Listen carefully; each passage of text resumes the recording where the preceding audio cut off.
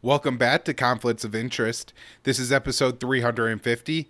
I'm the host Kyle Anzalone. Today joined by co-host Connor Freeman. Connor, how you doing? Doing great, Kyle. How are you? Very well, Connor. We got some really important breaking news to get into today. So I want to do that quickly right after we run through just a couple plugs. You can find the show at the Libertarian Institute. So if you want to share out the show, recommend it to people, go to the Libertarian Institute. If you're new to the show, you can find all the links. So if you, wherever you want to listen, however you want to listen to the show, you find that at the Libertarian Institute. And then just share the show if you can. We also post at antiwar.com, YouTube, Rumble, and Odysee for the video version of the show, and then you can follow us on Twitter at con_interest. Connor, our sponsor, Paloma Verde, has some great CBD products. What do you like from Paloma Verde? So I just made a new order over the weekend. I got some new doggy treats, which my Doberman girl is 11, Lola. She's going to love them. She's a little older. It helps her out a ton with her joints. She barks a little bit, sometimes too much during the day, so it's going to help her relax some more. And I ordered another bottle of the tinctures for myself, which those are the best bang for your buck. I'm telling you, just one dropper, especially the one I have that's like 2,200 and something milligrams. You get like a 75 milligram dose out of that single dropper. And for me, I'm pretty good for the rest of the day. And it's great, especially if you have an office job or if you do what we do and we're at the computer desk all day. Just absolutely fantastic. And you're going to find, which I have, that makes workouts like way easier. There's much less fatigue. You can run a bit longer than you normally do. So, and helps you get a great night's sleep. So definitely check both of those out. All right. Thank you so much, Connor. Paloma Verde, CBD.com. The promo code is peace. And let's get into the big story of the day. And Connor, it appears that some kind of explosion happened in Poland that likely left two people dead. I think that part of this story is probably confirmed at this point, that there was something that happened in Poland. It involved an explosion. Two people are dead. What exactly happened, what caused that explosion? The early reporting was in this. So Dave DeCamp at antiwar.com, he was so quick on this. Like the first person in the Western media to write up Russia's response to these allegations was Dave. So we got his article here. It's fresh off the hot off the press here, Connor. But the initial report was that Russia had launched a massive missile barrage across Ukraine on Tuesday, and a U.S. intelligence source told the Associated Press that Russian missiles hit Poland, killing two people. So, this is the initial story that we're getting from the mainstream media, Connor, is that, we have sources from U.S. intelligence. Two people in Ukraine are dead, and this is because, are in Poland are dead, and this is because of a Russian missile. Now, as this story has developed, it seems that this probably isn't exactly what happened, although it's not exactly clear at this point what did happen. So, I've seen some video that alleges to show the supposed missile, Connor. I'm not sure if you've seen any of this. At this point, it's all unconfirmed. There's not a lot of reason to go into it, but there's videos showing all kinds of missiles flying over and around that territory of the world right now. So I don't want to go into reporting on that too much. I do want to get into the fact that the Pentagon said it could not corroborate the claim, which was interesting, although I felt like the Pentagon statement did pretty much admit that something did happen here, that there was some kind of event in Ukraine. So we then had the Russian Defense Ministry on Tuesday denying reports that its missile crossed into Poland, calling the accusation a deliberate provocation. Polish media said there were explosions in a Polish town near the Ukrainian border. The Russian Defense Ministry said it launched no strikes in the area. And then this is the Russian Defense Ministry statement, according to TASS, a Russian news agency. The Polish media reports in official statements about the alleged fall of a Russian missile near the Polish settlement of Perdudow are deliberate provocations aimed at escalating the situation. The Russian military has conducted no strikes at targets close to the Ukraine-Polish border, the ministry said, according to the Russian news agency TASS. And so, Connor, again, I don't want to just say, the Russians are not telling the truth here. And obviously whatever the Russian Minister of Defense says is what happened, because, who knows? And Russia would have reason to deny it and say that this isn't what happened. I guess I want to just remind people that there's a lot of possibilities as to what could have happened here. Even if it was a Russian missile, a lot of Ukrainian air defenses aren't much more sophisticated than Gatling guns. I know they're looking for like the CRAM systems and stuff like that. So it's possible that, maybe a missile was damaged but not completely destroyed by some of Ukraine's missile defense. And that created a situation where you end up with, a Russian missile going into Poland, not ordered by Moscow to be a strike on Poland. And not that, this isn't necessarily something that's the fault of Vladimir Putin for even launching the missiles in the first place, Connor, but there's a pretty large and important difference between deliberately targeting Poland and a Russian missile happening to, fly an extra couple dozen miles and landing in Poland, even if, people are dead, and that is an absolute tragedy. The other thing you have to consider is that, Ukraine has a lot of air defenses that the U.S. has given them, and so it's possible. And again, this would be the fault of Russia for launching missiles at Ukraine. I'm not trying to say that. I'm just pointing out, Connor, that there's a pretty big and important difference if it was the fact that this missile came from Ukraine and just ended up in Poland, and it had nothing really to do with Russia other than Russia firing the missiles, but it not being a Russian missile whatsoever.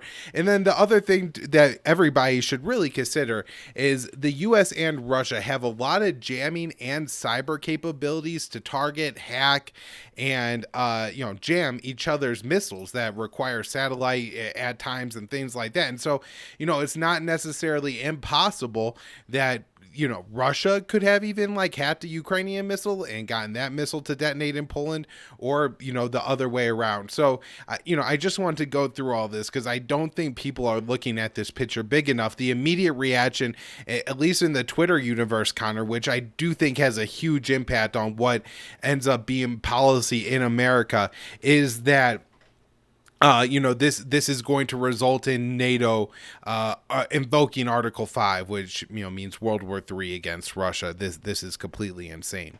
So I want to discuss quickly now, Connor, just any updates on potential diplomacy between the U.S. and Russia. And Dave has a couple articles here. The first is report: U.S. tells Ukraine talks don't need to happen after Milley's comments. And so, just to kind of review here, Connor, the top U.S. general, commander of the Joint Chiefs, General Mark Milley, recently said that it might be a good idea for Ukraine to negotiate. And I think he kind of assesses something similar to what we've said on the show in the past, which is, this may be a good time for Ukraine to negotiate because it's hard to see them maybe ending up in a better position than they're currently in right now from where to negotiate from, right? So now we have a report from Politico saying the Biden administration has been reassuring Ukraine that peace talks with Russia don't need to happen anytime soon, after the chairman of the Joint Chiefs of Staff, Mark Milley, said this winter could provide an opportunity for diplomacy. And just a quick addition here, Connor, is the U.S. recently put out a story, I'm guessing it was intentionally put out by the White House, in the Washington Post, that basically they were going to encourage Ukraine to fake interest in diplomacy with Russia in order to get more allies on board with arming Ukraine. So, Milley's whole thing here could be an acting role. I'm not saying that's the case. I'm just saying that's possible. I also think it's possible that the DOD is just far more concerned about the State Department with what it means that, if a deal can't be worked out between the Ukraine and Russia, and they're just far more aware of that reality and willing to face it, where our Secretary of State, Antony Blinken, and the National Security Advisor, Jake Sullivan, just don't want to address those possibilities, and for that reason are maintaining full on the war track. Now, there was a meeting between CIA Director William Burns and the Russian spy chief in Turkey. So this is kind of interesting, Connor, because I think these talks happened about the same time there was the suicide bombing in Ankara, right? or in Istanbul, which isn't the same city that the talks were held in. But Turkey has blamed the U.S. for that suicide attack. And so, just there's a lot going on right here. And I want to, mention all that too. But Dave DeCamp writes, CIA Director William Burns will meet with the head of Russia's Foreign Intelligence Service in Turkey on Monday, marking the highest level face-to-face meeting between a U.S. and Russian officials since the February 24th invasion of Ukraine.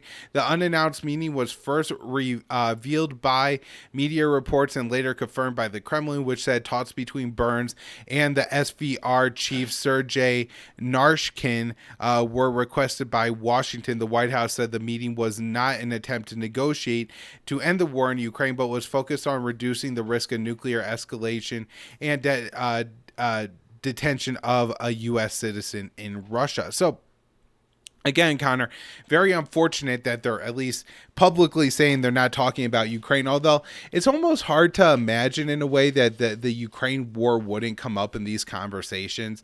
Do you think like the Russian side is sitting there and they say Ukraine and Burns said, look, no, we can't go down that road, or maybe they're adults and they do have a conversation about it, understanding the significance of what that would mean, and this is just the Biden administration downplaying it publicly. There's a pretty interesting discussion between Scott Horton and Douglas McGregor on the Scott Horton Show recently, Connor, about who potentially from the American side could negotiate with Russia. And while the CIA chief would seem to be low on that list, the particular CIA chief, William Burns, is a longtime diplomat. And so it's not necessarily impossible, I think, that maybe Burns would be somebody that Russia could talk to, although my guess would be maybe the best suited person would be somebody like John Kerry to pick up that role. Just a couple more stories before I hand it over to you here, Connor. Janet Yellen, that's the Secretary of the Treasury, says some sanctions will stay on Russia even after war in Ukraine. Obviously, I think this is going to be the case, from mine and your perspective, Connor, that the layers and levels of sanctions on Russia and the mechanisms for all those sanctions and how they are to be removed, whether that's by the president or after like some kind of Department of Treasury or Department of Justice or Department of Defense review, or maybe, Congress has to actually repeal these particular sanctions or those sanctions. I think there's a lot of that's going to go on. And so, Janet Yellen here is probably in a way stating the just obvious truth that no matter what happens, the bureaucrat nightmare that the White House has created in economic relationship with Russia is going to just take decades to unwind because the White House is such a disaster with their sanctions wars and things like that. But at the same time, it really does send the signal to Russia that there's no point in negotiating here, or at least not thinking that sanctions relief is actually going to be on the table. And we do have the U.S. announcing new sanctions targeting an alleged military network supporting Russia. And with that, Connor, I think I'm going to hand it over to you. I wanted to first ask you about the article that you wrote for antiwar.com on Friday about the Russian withdrawal from Kherson, the southern region, and exactly what it means and what's going on there. Also, then let's get into like what's happening with Iran. Yeah, definitely. So, so on Friday, the Russian Defense Ministry announced that they had completed the withdrawal from Kherson, or the capital of the province, and or the regional capital, and then actually these areas on the west bank of the Dnieper River. Now, it's important to know that Russia, at least according to the number that the Associated Press had, they still control 70% of the region. And so the critical thing here is, especially as we're talking about opportunities for diplomacy, and that's one of the things that Milley was highlighting, is as the winter is coming, and we see the Russian withdrawal from Kherson and the fact that Ukraine is retaking the capital there, that this gives Ukraine an ability, they have a stronger position to negotiate now. And so maybe right now is an opportune time to have these negotiations before Russia launches another offensive, at the ground freezes and this kind of thing. And so what's very interesting is it's being celebrated as this major victory. But one of the reports I found from Reuters actually on Friday was that Dmitry Peskov, the Kremlin spokesman, was saying that no, this is still Russian territory, all of it, the capital, and these regions that we've withdrawn from. The number I saw today was that they withdrew 30,000 troops, and and so.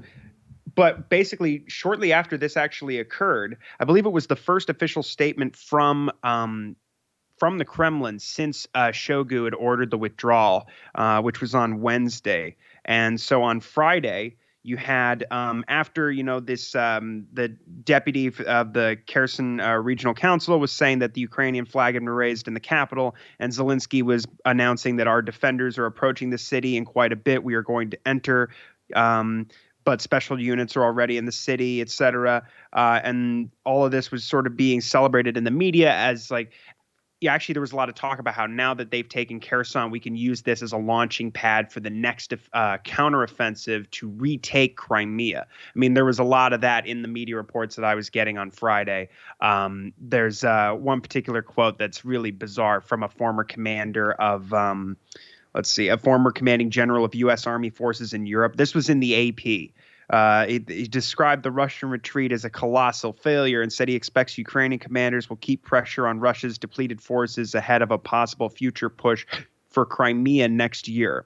He said, quote, "It's too early to be planning the victory parade for sure, but I would expect by the end of this year, so in the next, let's say, 8 weeks, the Ukrainians are going to be in place to start setting the conditions for the decisive phase of this campaign, which is the liberation of Crimea, which I think will happen by the summer."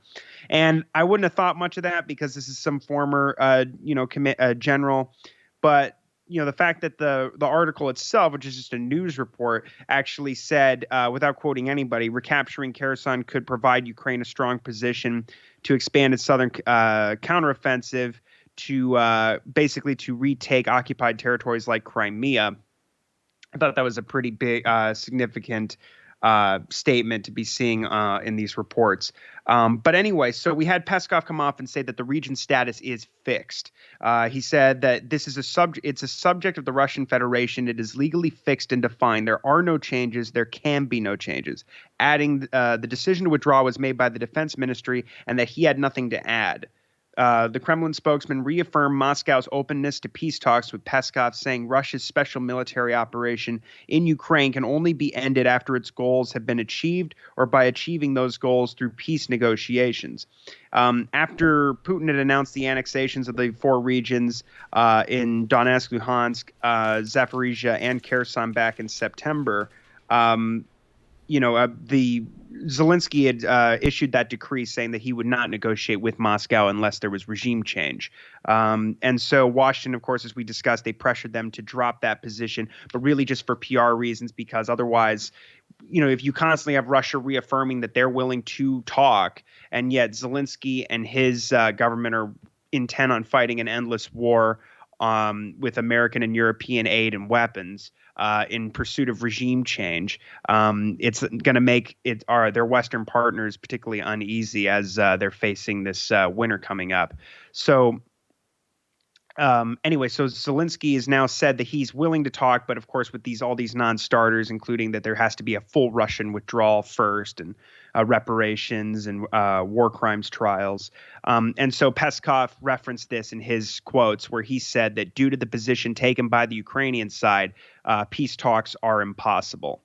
And it's interesting that Milley is saying that he's open to talks as chairman of the Joint Chiefs, when as recently as last month, you had Lloyd Austin saying that his intent is to support Ukraine in the days, months, and years ahead, so that they retake all of their territory. He was very specific about that and reiterated his sort of long haul kind of talk. But really, when he says take back all their territories within their sovereign borders, and the official position of not just the State Department hawks, but the Pentagon, is that Crimea is Ukraine, and that this is all being encouraged, all these attacks on Crimea, which is frankly what led to these, the attacks on the civilian infrastructure that we're seeing to this day in the country. I mean, those large scale attacks, those strategic bombings, were not occurring until after, say the attack on the Kerch Bridge, for instance.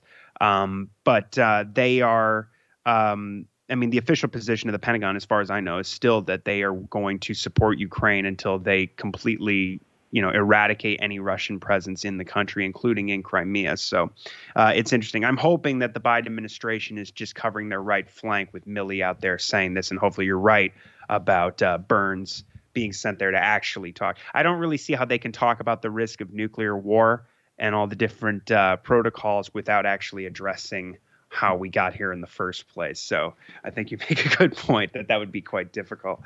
So now I'm going to switch to talk about this piece from Alexander Rubinstein at the Gray Zone, talking about how Mikhailo Podolyak, one of Zelensky's top advisors, is threatening to attack Iran now. So now this was on so Rubinstein starts by saying, on November 5th, Mikhailo Podolyak, again, this advisor to Zelensky, has advocated for military strikes on drone production sites located in Iran. And that sounds pretty familiar. We've seen drone strikes from the Israelis quite a bit this year, especially in the first half of the year on drone facilities. So now Zelensky echoed Podolyak's belligerent rhetoric the following day. So that would have been on the 6th, demanding that Iran be punished for allegedly supplying drones to Russia. So Kiev adopted this hostile posture towards the Iranians after they claimed that Russia was deploying these Iranian drones to strike this civilian infrastructure throughout much of October. In an interview with a Ukrainian news outlet on November 5th, Podolyak argued that the response to Iran supplying Russia with the drones should not be limited to sanctions or even a total trade embargo. He said, quote, "It seems to me that it should not be sanctions or even an embargo. Yes, a total embargo. It seems to me that it would be impossible to carry out specific strikes on production of drones, ballistic missiles, and so on." Iran's government responded to the allegations by Ukraine and its Western patrons by acknowledging that it supplied Russia's military with drones prior to the war in Ukraine. And according to Tehran, like we covered recently, Iran is willing to review evidence that its weapons are being used in the war and attacking these infrastructure targets in Ukraine. Russia still has denied that they're using Iranian drones. They said that they're using Russian drones. Now, of course, as I discussed recently, and you did, Kyle, on the previous show, that Hossein Amir Abdollahian, the Iranian foreign minister, has said that he would be happy, that the Iranians would be happy to discuss with Ukraine what's going on. They would like to see documents presented to show that, to prove to them that Russia is indeed using their drones in Ukraine. There was even going to be talks on this issue in an unnamed European country. A military and political delegation of Iran was going to go and meet with some of the Ukrainian officials to discuss this issue, but according to the Iranians and the Ukrainians, this was squashed by the Americans and some of the Western European countries, in particular Germany. And that's what Amir Abdollahian said. So with dialogue blocked between Kiev and Tehran over this topic, Kiev is now resorting to threats against Iran. Podolyak has not only called for airstrikes on Iranian military sites, but he's regurgitating Israeli regime change rhetoric, saying he's throwing out talking points about Iran being a destabilizing force in the Middle East, arguing that without strikes on targets in Iran, the country will continue to arm terrorist groups like Hezbollah and the terrorist Russian Federation. He says this will continue unless the civilized world does not begin to punish here and now, and this is only possible if we destroy the provinces there. For example, Bandar, we destroy the same drone productions that today destroy the infrastructure that is genocides the sovereignty of the state of Ukraine.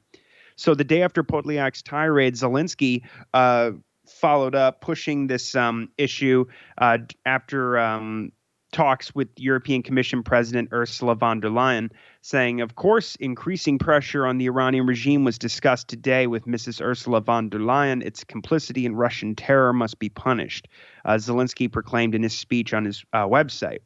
He said, and we will bring this issue not only to the level of our traditional partners. The whole world will know that the Iranian regime helps Russia prolong this war and therefore prolong the effect of those threats to the world provoked precisely by the Russian war. If it was not for the Iranian supply of weapons to the aggressor, we would be closer to peace now. Absolutely everyone who helps Russia prolong this war must bear responsibility for the consequences of this war along with it. He added, "We understand that Russia is preparing for more mass attacks on our infrastructure with Iranian missiles. And though there is no record of any Iranian missiles being used in the war or in attacks on Ukrainian infrastructure, Zelensky declared we are preparing to respond." And Rubenstein closes by mentioning that on October 13th, Podolyak fulminated against Israel for having not supplied Ukraine with these advanced air defense systems that they were requesting. He said, "Shouldn't countries for whom Iran is an existential threat send their air defense to Ukraine?" And as he says here, as the Gray Zone reported in September, Zelensky has fantasized about transforming his country into a hyper-militarized big Israel. And to that end, he and his top advisor have already begun threatening to expand their war to the frontiers of Iran. All right. So now, this is from Dave DeCamp on November 10th. And this is Israeli F-35 jets escort American bombers in a show of force aimed at Iran. So on Thursday, this is after our show last week, in the latest show of force aimed at Iran, the U.S. deployed 2 B-52 bombers to the Middle East that were escorted through Israeli airspace by Israeli F-35s. According to Times of Israel, the bombers were on their way back from the Persian Gulf when they met with the Israeli jets. The flight took place as part of the increasing cooperation with the U.S. military, the Israeli Defense Forces said in a statement. U.S. Central Command, which oversees U.S. military operations in the Middle East, said in a press release that it conducted a bomber task force mission in the region with 2 B-52s. CENTCOM also said the bombers came from the Barksdale Air Force Base in Louisiana and integrated with 13 partner nation air forces while on the mission. So these bomber flights are common when tensions are high between Washington and Tehran, particularly after the assassination of Mohsen Fakhrizadeh and the last months of the Trump administration. We saw this on a regular basis, and then actually it continued after Biden came into office at the beginning of last year. And this is when they were just laying on sanctions after sanction, new sanctions every week. And it really did look like, with some of the military moves going on at the time between the United States, Saudi Arabia, and Israel, that an accident could happen very easily that could have started a war. But now we're seeing bomber flights again in the region, aimed, of course, eyeing Iran. And this provocation comes as negotiations for the nuclear deal have just been stalled for months. We talked about how Robert Malley, who is just an absolute failure, and I suspect a deliberate failure here because he had one job to do. And of course, he's saying that Iran, they're preparing. I mean, you have American officials in Axios, but not just, unnamed officials. Malley saying that they're preparing a military option as a last resort to prevent Iran from acquiring a nuclear weapon, which the Pentagon in the National Defense Strategy and the government is admitting in the Nuclear Posture Review that just was released that they know Iran does not have, and nor are they seeking a nuclear weapon. So, we're preparing for a war based, on lies, and they're telling us right now. I mean, it's just absolutely absurd. And they've said that basically that even if Iran wanted to come back to the table now, that they would get they would be told no, absolutely not. So they're going to be using this. I mean, I just saw this week there's more sanctions that have been added on Iranian officials by the EU and the UK as well. And the Americans have been continuing to impose sanctions on Iran over a variety of issues over the last few months. The tensions just continue to increase. And of course, now that Netanyahu is in office, we're going to see Israel becoming more belligerent. And of course, the Americans will go along or take the lead, or we'll see. But so now this gets to the IAEA. We were talking on the last show about how there was going to be a meeting coming up with Tehran and then the UN nuclear watchdog over these undeclared nuclear.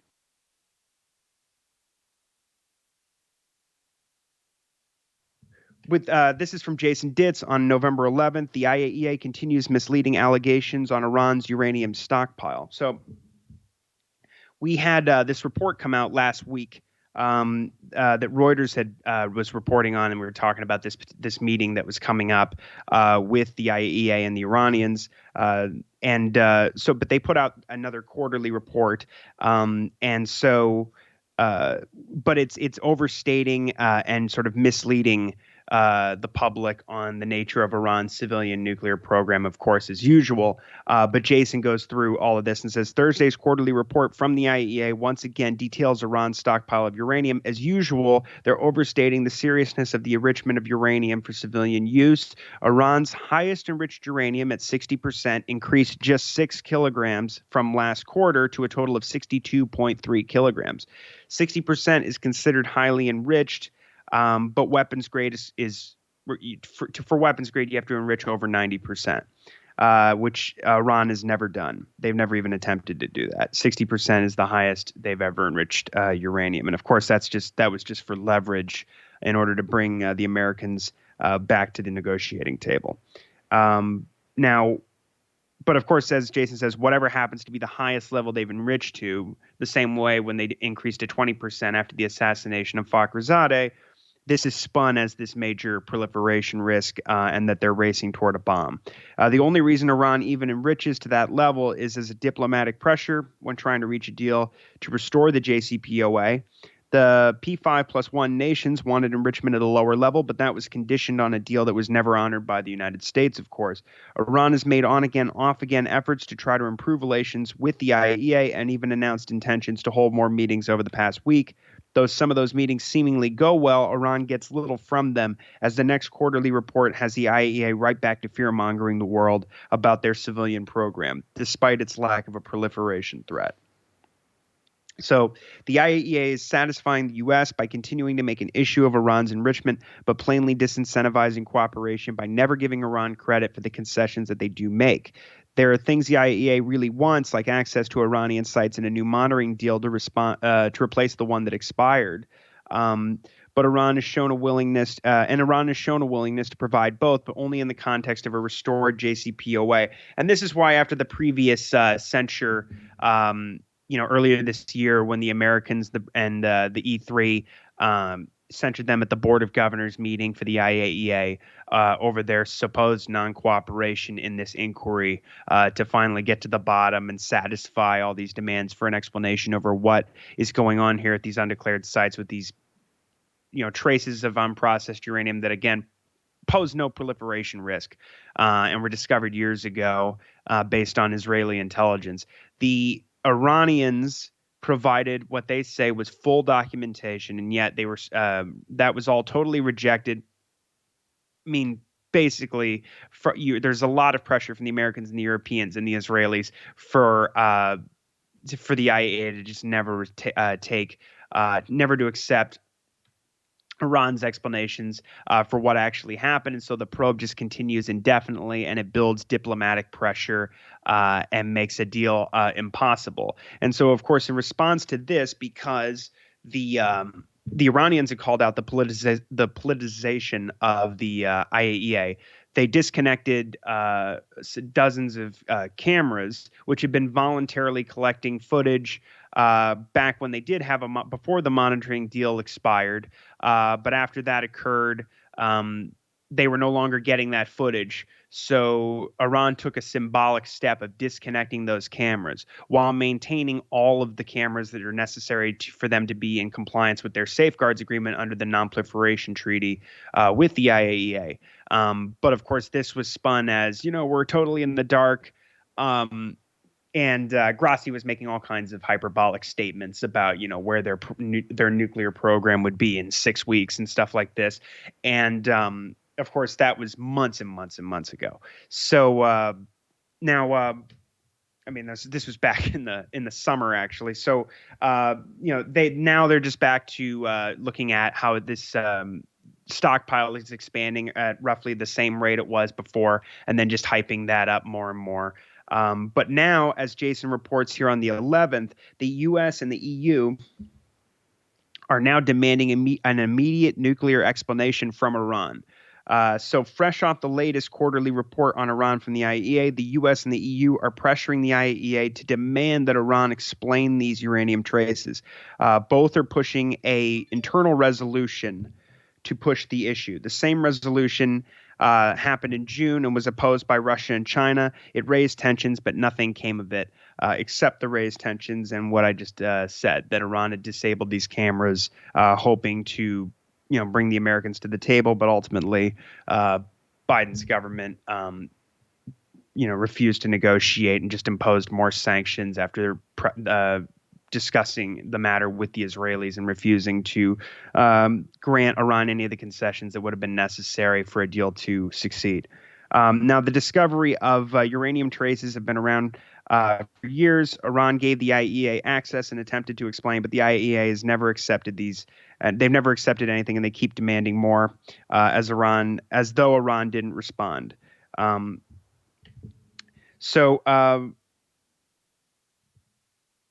And again, so there were they've already, it seems like nothing the Iranians will do will put this issue to bed. So we'll have to see what happens next and what the Iranian response will be. The other problem, too, is the Atomic Energy Organization of Iran, or the Iranians. Where the quote was. We've covered this on the show previously. I mean, they've actually mentioned that they believe that there was contamination at those sites by the IAEA and that Israel was behind this. And if that's their explanation, even if there is no proliferation threat, and I'm not saying I think that's true or not, but it's just kind of a dead end, because if that is true, they would never accept it. And if it isn't, and that's Iran's explanation, then they're never going to accept it anyway, if only because of all the pressure being put on them by the Americans and the Europeans. But it's important. I just want to cover two more stories here. We have another one from Jason Ditz. Israel is continuing to escalate in Syria. They bombed they bombed a air base in Homs, in the central city of Homs, and Syrian air defenses were active on Sunday as a result of this. So details are still emerging, but 2 soldiers were killed and 3 more were wounded. Israel is, of course, declining to comment as usual, but Israel has been attacking Syria with increasing frequency in recent weeks. Many strikes have been in Damascus, and the air defenses have intercepted some of these strikes, but still considerable damage is being inflicted. Now, Russia has put this Shirat base through major expansions in the past 3 years. There were unconfirmed claims of Iran's Air Force using the site. And so, of course, that provides the pretext for any of Israel's weekly bombings of the country. They're always saying that they're just bombing Iranian targets. At the same time, Russia has cautioned Israel against attacks on these Russian-related targets in Syria, and Israel has been reluctant to go too far, and potentially provoking Russia to intervene directly. However, as Russia gets more involved in Ukraine, this may suggest that Israel is testing Russia to see if they're too busy and what the limits are by conducting more and more strikes. And of course, now that Netanyahu has been such a decisive winner in these recent elections, of course, they're going to become more aggressive. And the last story I'll close on is from Al Jazeera. Just speaking of, these threats against Iran over the business of the drones being used in Ukraine. At the same, and of course, we see Iranian allies being bombed by the Israelis in Syria. At the same time, we have Vladimir Putin and President Ibrahim Raisi of Iran discussing deepening ties between their two countries. So this is from Al Jazeera. Russian President Vladimir Putin and his Iranian counterpart have discussed deepening political, trade, and economic cooperation in a phone call on Saturday, their governments said in separate statements. The two leaders touched upon some pressing bilateral issues with a focus on how to build up cooperation in the political, trade, and economic areas, including in the field of transport and logistics, the Kremlin said. They agreed that the corresponding Russian and Iranian institutions will increase contact, the statement added. The Iranian presidency said Raisi welcomed Russia's desire to strengthen economic cooperation with the Islamic Republic, especially the development of transport lines in the Eurasian region. The transit route will become an attractive route for the economy and trade in the world, Raisi was quoted as saying. The statement added that Putin has expressed sympathy for the government and the people of Iran after the attack on a religious shrine in Shiraz, the southern Iranian city, which killed 15 people and 40 others. Putin said he condemns terrorism in any, or there's the readout said that Putin condemns terrorism in any form. And so, of course, this just comes in the wake, of course, of Iran being brought into the Shanghai Cooperation Organization, and we're seeing more and more, an expansion of ties between countries that are under all these American and Western sanctions, which Raisi has said that it just makes all these countries stronger the more and more sanctions that get added. Yeah, we'll have to see what happens next week if there's any follow-up here from what's going on in Ukraine vis-a-vis these Iranian drones, but I think it seems to be staying the course. They're just going to get more and more hawkish on Iran, and we'll see if anything comes out of these IAEA meetings. All right, Connor, thanks for the update. Everybody, thanks for tuning into the show at @con_interest on Twitter to follow the show, and keep an eye on the Libertarian Institute. Thanks, Connor. Thank you, Kyle.